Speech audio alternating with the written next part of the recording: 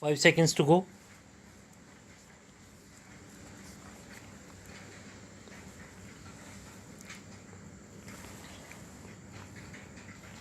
Start.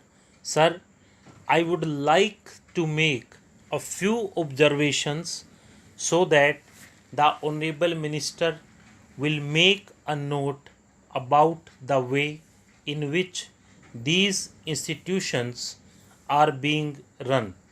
It is a good thing that these institutions have been started, but at the same time we are suffering from lack of coordination in regard to our technical education.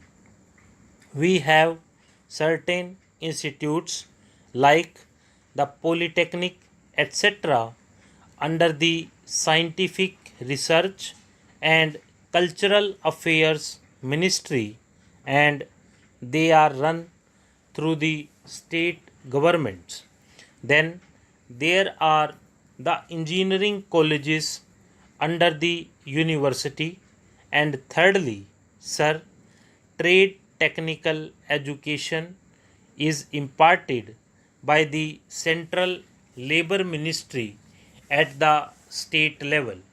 In addition to that, the states have certain arrangements of their own for technical education.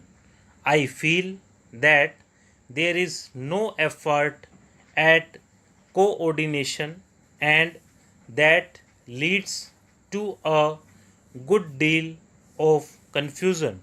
Perhaps if there is effort, there are certain difficulties. I hope the Honorable Minister will tell us about that. I would also like to suggest that even in these four institutions, as for some time the medium of instructions would be English, for emotional integration, an attempt should be made to take a few students from the neighboring region or other regions on a reciprocal basis. Otherwise, these institutes will themselves, by developing, as was hinted by the previous speaker, some regional consciousness. There is great difficulty, sir, with regard to technical personnel for teaching, and I am not aware in what way these institutes will be staffed.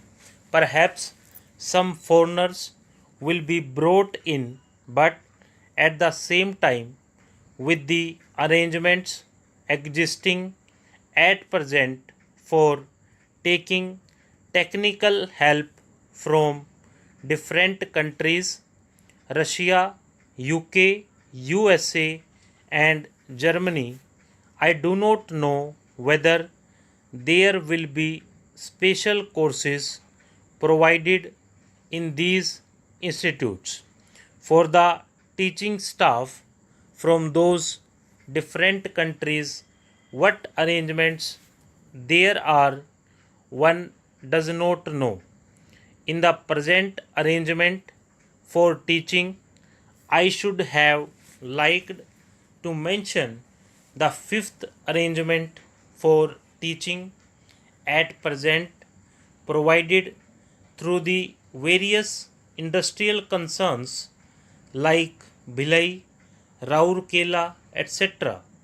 All these big concerns have their big technical schools, and they take their students for postgraduate work as also for research work. What will therefore happen with regard to the standard is a question. Sir, we are not at all sure in our country about the correct use of terms. I would, for instance, mention here the word polytechnic. They have one school, and even if there is arrangement for starting another subject, no effort is made, and no sooner they feel they should give guarantee of some sort of technical education without proper inquiries with regard to the possibilities for employment and the various mineral resources, etc., and the basic education that should enable the students to enter the polytechnics, to have the training where it is available. These polytechnics are started. Similarly, there is some confusion about the use of the word university. We have the Roorkee University for one subject, which engineering. So it seems there is going to be one university for one faculty. We have one music university also in Madhya Pradesh. We are going to start, I am told, perhaps a university only for agriculture. So, if these institutes are there, which term seems to be really the appropriate word in place of these one faculty universities? I think the Honorable Minister should take the initiative in determining what should be the exact connotation of these terms. Otherwise, one day, as was pointed out, there will be perfect confusion. There comes also the question of the recognition of the degree given by these institutes.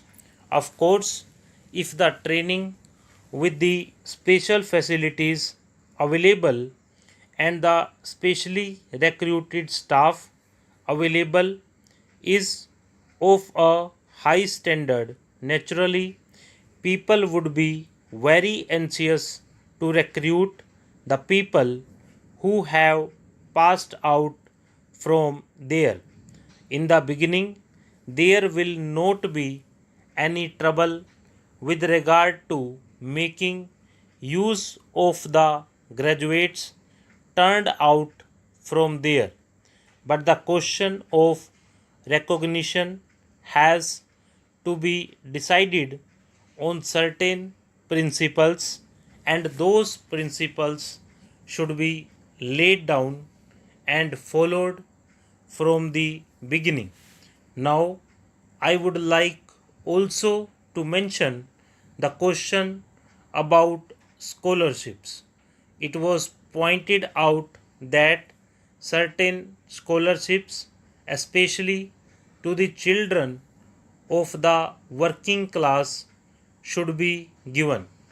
I would like to point out here that there is already provision for that, and it is not something new. What I would like to stress is that scholarships should be in larger numbers. The scholarships do not seem to be adequate for the rising standard of living and the cost of living.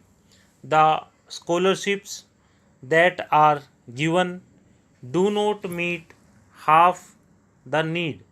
There is yet another matter which the Honorable Minister is the proper person to inquire about, and that is the merit scholarships that are available in different states to students for technical subjects or to other students who pass with very high marks are not given by the states if they read outside the state.